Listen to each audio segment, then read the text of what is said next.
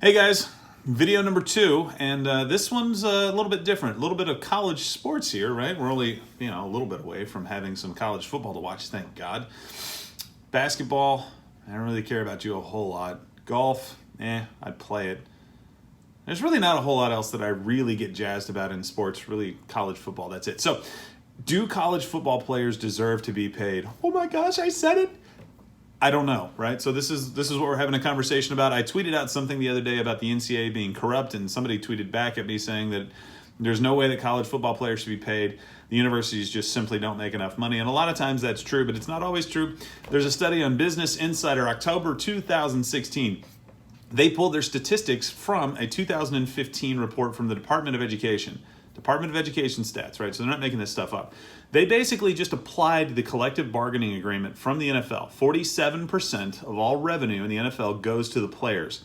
Okay, so they pulled that and they applied that to the universities and said, okay, you have 85 scholarships. Let's just divide that 47% of your revenue among those 85 to come up with some numbers to give kind of relative terms so that we can understand that what we're talking about here. University of Texas, average football player for 1 year. Value, $671,000. I don't know what it costs to go to the University of Texas at Austin, but it certainly isn't $671,000 per year, right? Average or multiple that out over 4 years, pretty big value for average football player. Notre Dame, go Irish! Love the university. I had a great time there. Fantastic experience. $476,000 per year average value based on the NFL's collective bargaining agreement. And when you say, oh, well, whatever, you're getting a free ride, you're getting a free education. I think my education at Notre Dame cost $250,000, which is less than 1 year of the average value that I provided according to this study. And that number is still going up. This is from 2015, guys. So when you say that student athletes, especially college football players, shouldn't be paid, I understand where you're coming from, but if you can look at the data a little bit more broadly, you can see that there's an argument for it. Also, you need to take into consideration that as a football player, you have a very limited amount of time to use your skills and abilities to make money. The average NFL career is somewhere around 2.5 to 3 years.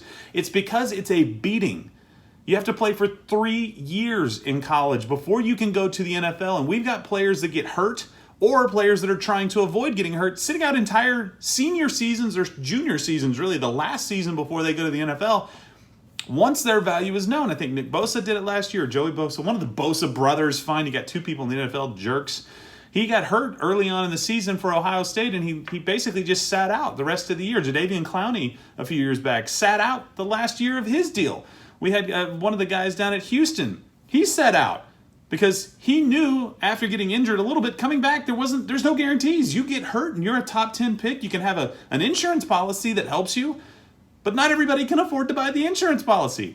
So if you're going to tell me that I have to go to college for 3 years and play with 0 guarantees for the rest of my life and a perishable skill, and I'm worth $476,000 per year using a collective bargaining agreement that the NFL would use, I think it's time to have a conversation about this.